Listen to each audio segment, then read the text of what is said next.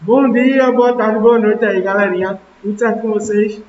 Como vocês sabem, meu nome é Celso Lucas e eu sou o professor de ciências de vocês, certo?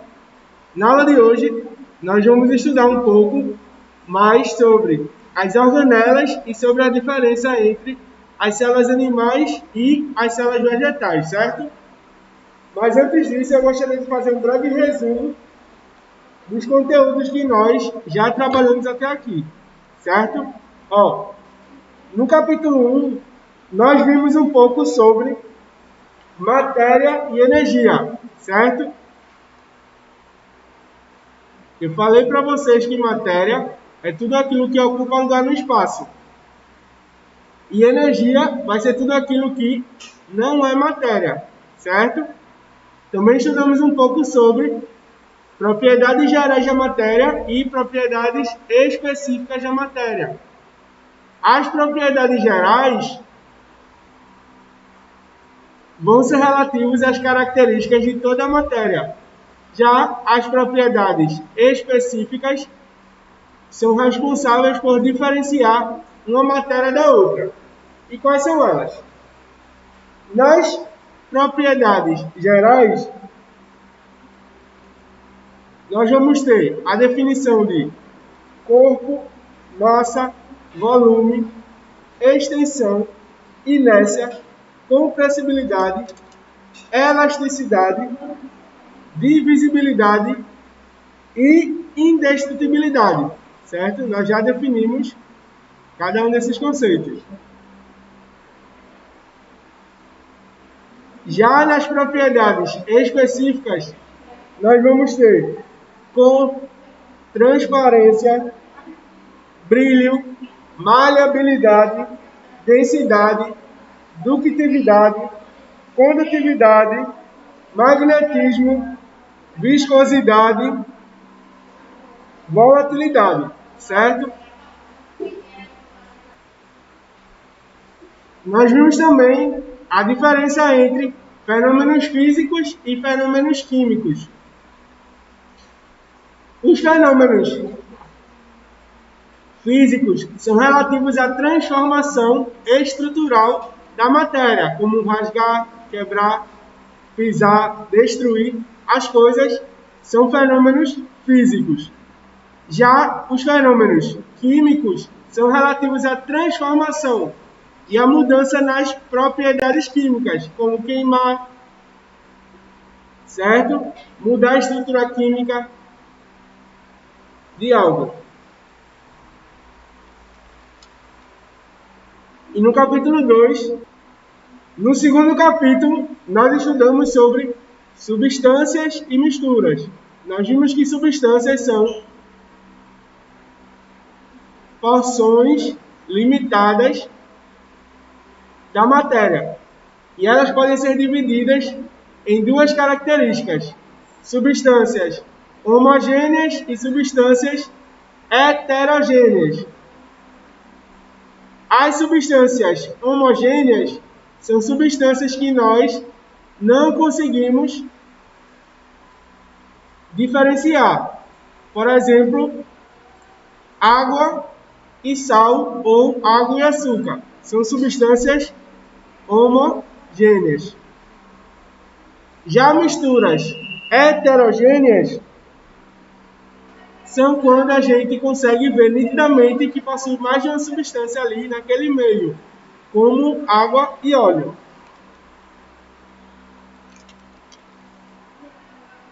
Depois, nós vimos um pouco sobre os processos de separação de mistura. Nós falamos sobre filtração simples e a vácuo, dissolução, decantação, sifonação, centrifugação, destilação simples e fracionada, evaporação e catação. Também falamos sobre peneiração, levigação, ventilação e imantação. São os 13 processos de separação da mistura que nós estudamos um por um.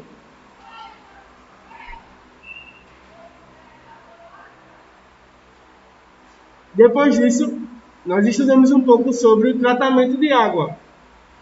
Nós vimos as etapas de uma ETA, que significa Estação de Tratamento de Água, e também o conceito de ETE, que significa Estação de Tratamento de Esgoto. Logo após, nós estudamos um pouco sobre materiais sintéticos. Nós vimos a diferença das matérias de origem natural, que a natureza fez, e de origem sintética, que é feita pelo homem. Nós vimos os conceitos sobre polímeros, a diferença entre polímeros naturais e polímeros sintéticos, e também vimos como se dar nome aos polímeros. Depois disso, nós estudamos um pouco sobre os medicamentos e sua importância.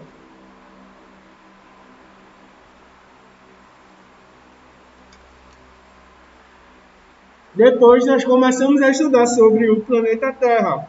Nós vimos os movimentos da Terra, as evidências que vão dizer que a Terra é geóide e não plana, e nós vamos ter 3 argumentos principais, que são a ocorrência de eclipses, a visualização, a gente poder ver os astros em momentos diferentes do ano e também em locais diferentes, nós vemos estrelas diferentes. Se a Terra fosse plana, nós veríamos sempre o mesmo Sol, independente do tempo e do local onde estivéssemos.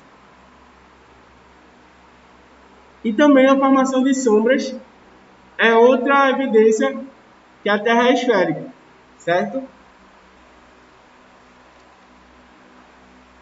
Vimos um pouco também sobre os movimentos da Terra, um pouco sobre rotação, o que é e sua importância, e sobre a translação, certo?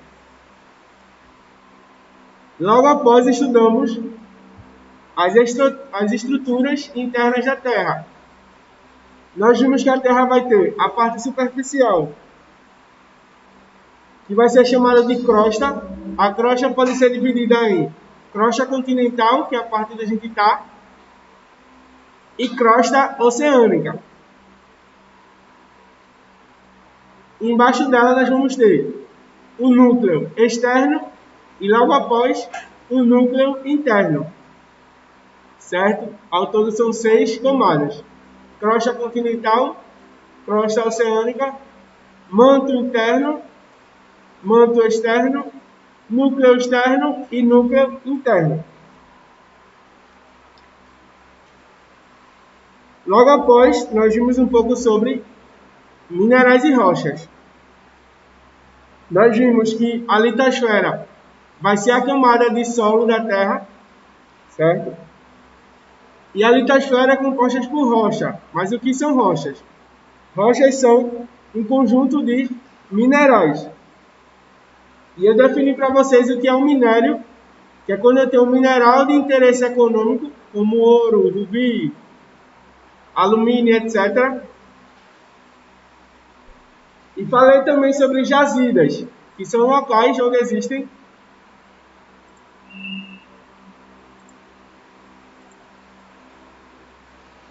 bastante minérios, certo?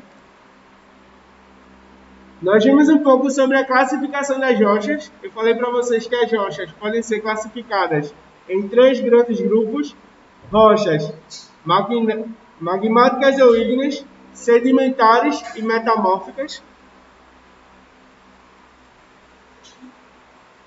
Depois nós vimos um pouco sobre os recursos minerais. Eu falei para vocês que um recurso mineral é tudo aquilo que a natureza nos dá, nos proporciona para produzirmos algum material, certo? Eu citei para vocês, por exemplo, hematita, que é o minério de ferro, galeno, que é o minério de chumbo, e bauxita, que é o minério de alumínio. Eu falei para vocês que os recursos naturais podem ser divididos em renováveis e não renováveis. Os renováveis são que não acabam nunca. E os não renováveis são que são esgotáveis. Certo? Também falamos sobre a utilização das rochas no nosso dia a dia. Por exemplo, a rocha magmática, nós vamos ter como exemplo o basalto, que é utilizado para pavimentar ruas, o granito, que é usado em pias. Nas rochas sedimentares, nós vamos ter o arenito, que é usado para fazer pisos, o argilito, que é usado para fazer argila. Serve tanto para a escultura, né, de argila, quanto para passar no rosto. E as rochas metamórficas, eu citei para vocês o gneiss, que é a brita, e o mármore, que serve para fazer piso. Certo?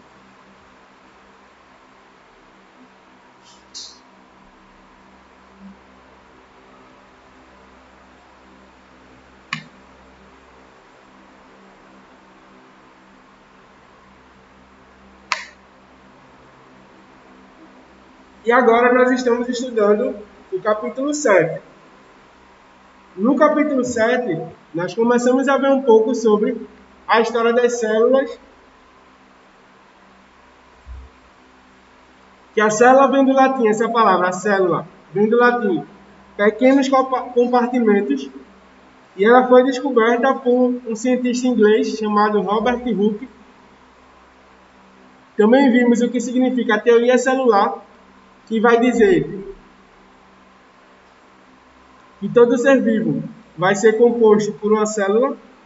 E falei para vocês que nós podemos classificar os seres vivos em unicelular, quando possui só uma célula, como as bactérias, ou pluricelular, quando possui muitas células.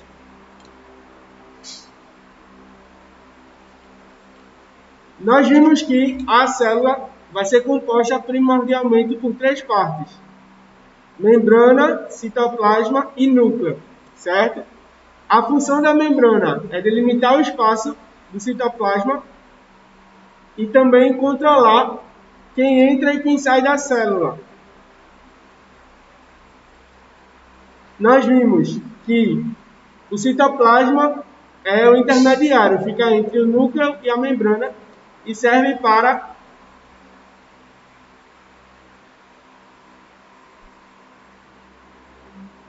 proteger da estrutura da célula e reorganizar as organelas. O citoplasma também vai possuir organelas.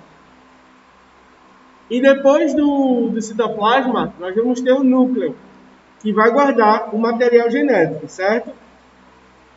Depois disso, nós vamos estudar um pouco a mais sobre as organelas. Temos a mitocôndria, que tem função a respiração celular, certo? E o que é a respiração celular? A respiração celular é um processo de obtenção de energia a partir da alimentação e da respiração, certo? Existe também o ribossomo, que realiza a síntese de proteínas, o retículo endoplasmático, que pode ser dividido em liso, rugoso ou granuloso. O liso serve para produzir gordura e realizar desintoxicação, e o granuloso, assim como o ribossomo, também atua na produção de proteínas.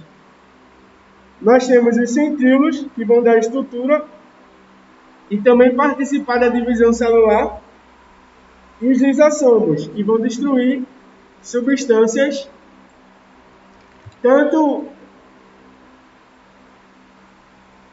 substâncias vindas de alimento, como também seres que entram no nosso organismo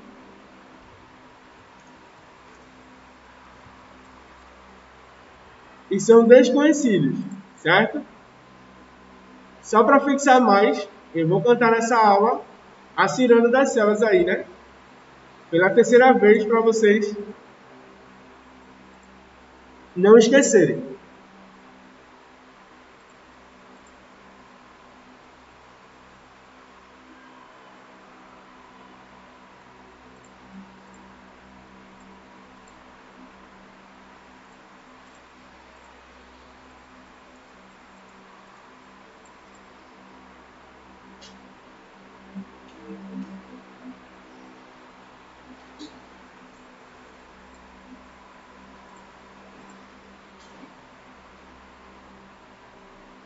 A ciranda das células é mais ou menos assim, para quem ainda não escutou. Mitocôndria, mitocôndria é quem faz respiração. Ribossomo sintetiza a proteína de montão. O complexo de Golgi armazena a secreção. Lisossomos têm enzimas para fazer a digestão. O retículo apresenta a função de transportar. O centríolo participa da divisão celular. Certo? Aí está resumindo todas as funções das organelas. Certo?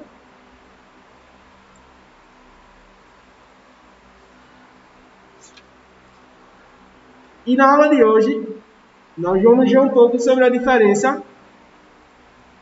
entre célula animal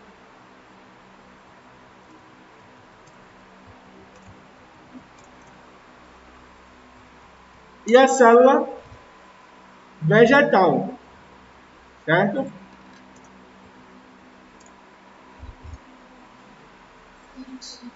Ó,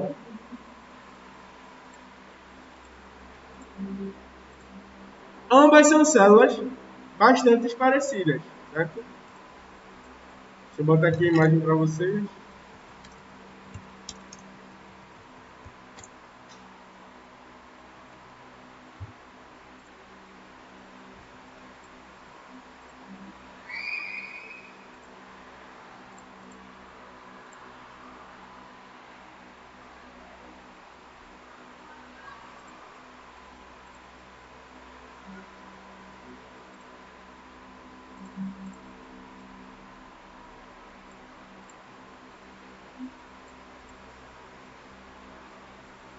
Ó, vocês podem encontrar também uma figura na página 112, certo? Mas aqui também está uma figura esquematizando a diferença entre uma célula animal e uma célula vegetal. Como é que funciona essa diferença? Os organismos podem ser divididos, como eu já falei, entre procariontes e eucariontes. Os seres procariontes, essa palavra pro vem de primitivo, certo? E os eucariontes são os que possuem núcleo celular e vão ter o compartimento da sua célula bem guardado.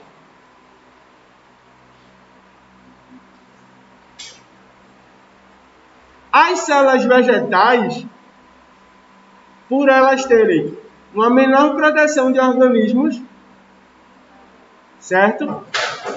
Nós, seres humanos, e grande parte dos animais vertebrados, possuem o chamado sistema imunológico, certo? Que é o sistema de defesa do nosso corpo. As células vegetais não possuem isso. Então, elas vão ter algumas outras estruturas, certo? Que estruturas são essas? Ambas, tanto a célula animal quanto a célula vegetal, vão possuir as três partes básicas da célula: membrana, citoplasma e núcleo, certo? Tanto a célula animal como a célula vegetal vão possuir membrana, citoplasma e núcleo.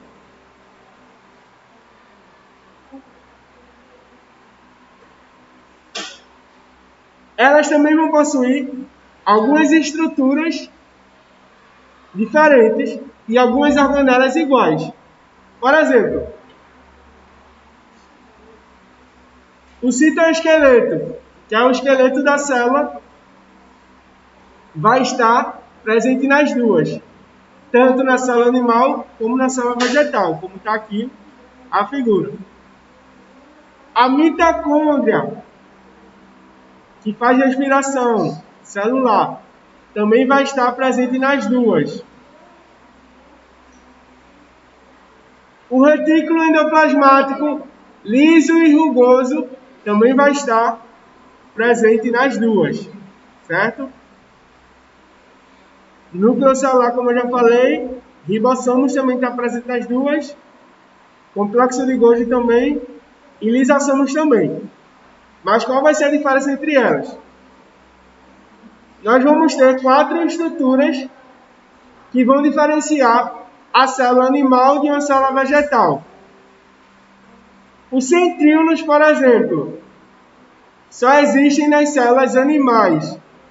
Não existe centríolo nas células vegetais, certo? Outra estrutura muito importante para as células vegetais são os vacúolos. O que são vacúolos? Bom, os vacúolos são organelas membranosas que são como bolas de encher. Só que a célula vegetal precisa desses vacúolos para quê? Para ela poder armazenar água. Por quê? Nós, seres humanos, e grande parte dos animais, e grande parte de outros animais, nós temos locais para armazenar água. Certo? A água fica por todo o nosso corpo. Uma parte no estômago, uma parte na nossa pele. Certo? Então nós temos vários locais de armazenamento de água. As células vegetais, elas não possuem esse local.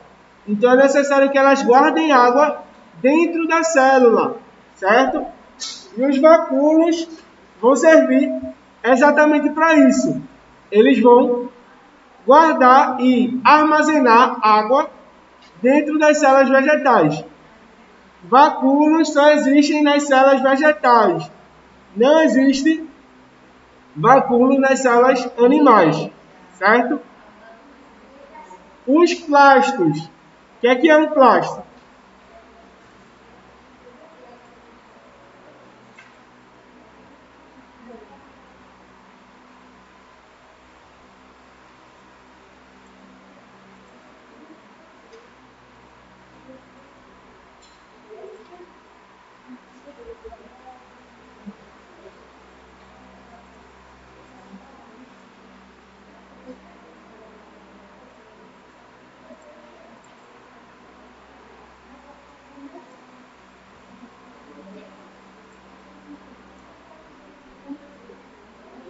Existem diversos tipos de plastos, dentre eles os cloroplastos, certo?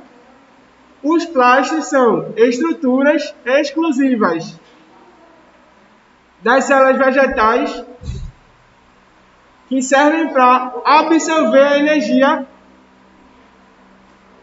existente no local. Então nós vamos ter cloroplastos, que são plastos com cor, certo? Que vão absorver a energia do Sol. Cloroplastos também só existem nas células vegetais, certo? E por último,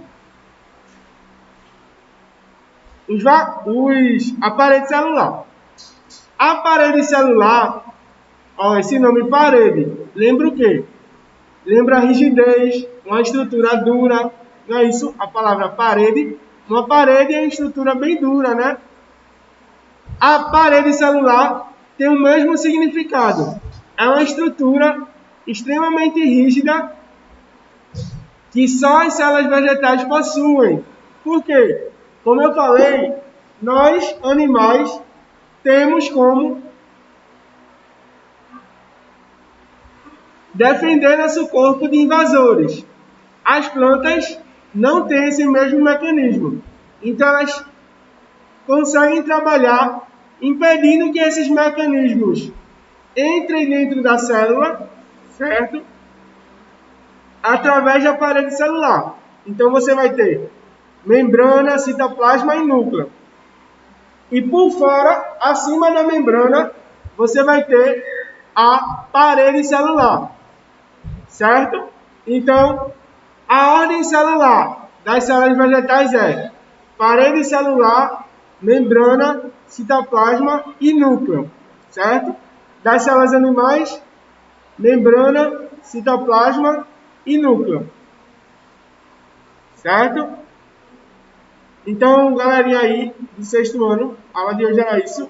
Obrigado e até a próxima.